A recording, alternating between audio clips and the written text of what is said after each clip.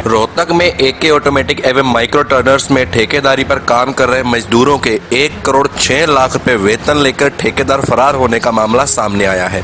मजदूरों ने सितंबर माह का वेतन समय पर ना मिलने पर जब प्रबंधकारिणी से बात की तो उन्हें उनके साथ हुई ठगी का एहसास हुआ कि ठेकेदार उनका सितंबर माह का वेतन लेकर फरार हो गया है। जानकारी के लिए आपको बता दें, ठेकेदार विकास सहारण दोनों कंपनियों में Shri Balaji man power services के नाम से अपनी सर्विसेज मुहैया करवाता था। पुलिस प्रशासन द्वारा आज 10 दिन बाद भी कोई सख्त कार्रवाई नहीं की गई है, न ही अभी तक ठेकेदार को गिरफ्तार किया गया है। आपको बता दें, जिसके चलते मजदूरों व कंपनी के मैनेजर ने पुलिस पर मिली भगत तक के आरोप लगाए। मेरा सतीश कुमार नाम है जी। क्या मामला है, कहाँ काम करते हो आप? साहब मैं एके ऑटोमेटिक कंपनी के अंदर काम करता हूँ और हमारे यहाँ पर ठेकेदार 2 करोड़ रुपए लेके भाग गया है। न हमारी पेमेंट तो हमारी कंपनी ने दे दी, लेकिन बोनस के लिए आज हम दर दर की ठोकरें खा रहे हैं। हम एसपी साहब से मिले, एसपी साहब ने भी कोई वो नहीं किया। हम लेबर कमिश्नर से भी मिले, लेकिन वहाँ पर भी कोई कार्रवाई नहीं की।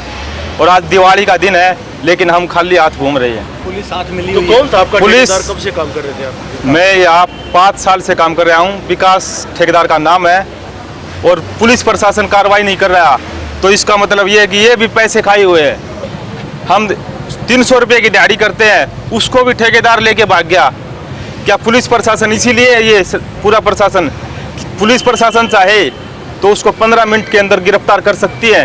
कंपनी के ओनर से या मैनेजमेंट से आपकी बात हुई, क्या रहा उन्होंने? कंपनी मैनेजमेंट हमारे साथ हैं और पूरा सहयोग कर रही है, तन मन धन हर प्रकार से, लेकिन पुलिस प्रशासन हमारी सुन नहीं रहा, हमें वहाँ से धक्के मार के भगा रहे हैं। मेरा नाम मुकेश है सर। हमारे ठेकेदार का नाम विकास है, वो मैम से रहने वाला है।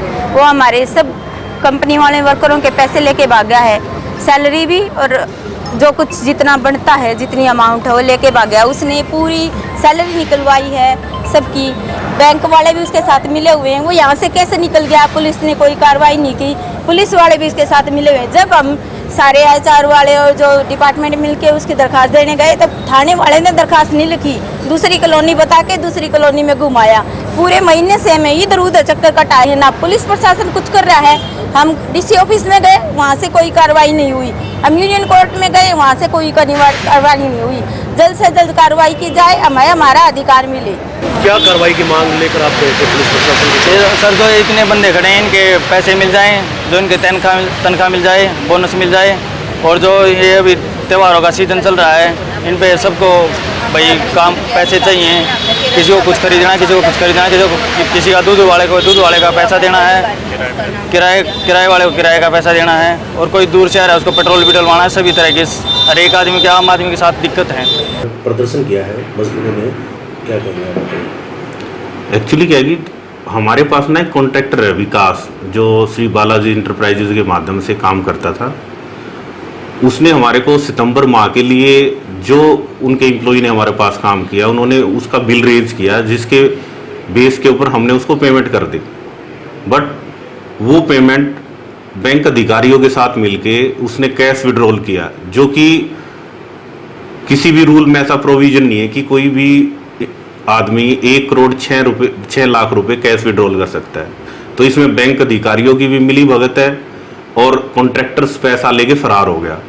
जब ये मामला हमारे संज्ञान में आया तो हमने उनको बोला कि भी आप इसकी कंप्लेंट पुलिस प्रशासन को करो।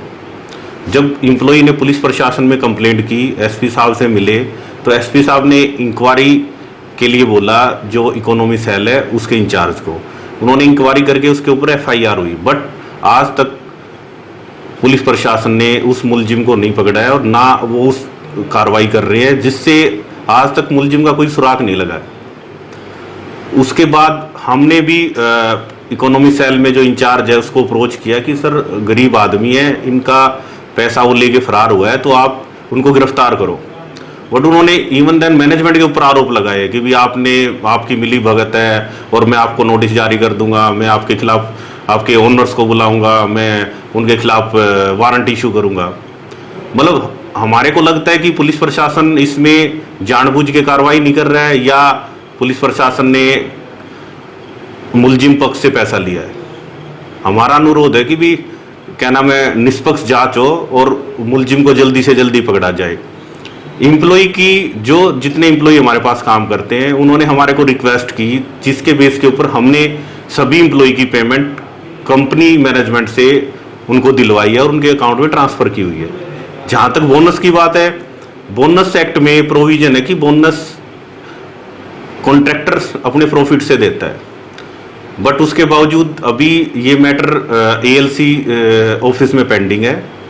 जैसे ही कंसिलेशन मीटिंग होती है, हम कोशिश कर रहे हैं कि वर्कर्स को कुछ ना कुछ दिलाया जाए, क्योंकि मैनेजमेंट ने कहा कि भी इसमें वर्कर्स का कोई दोष नहीं है, कॉन्ट्रैक्टर्स ने पैसा लेके फरार हुआ है, उसकी गलती है।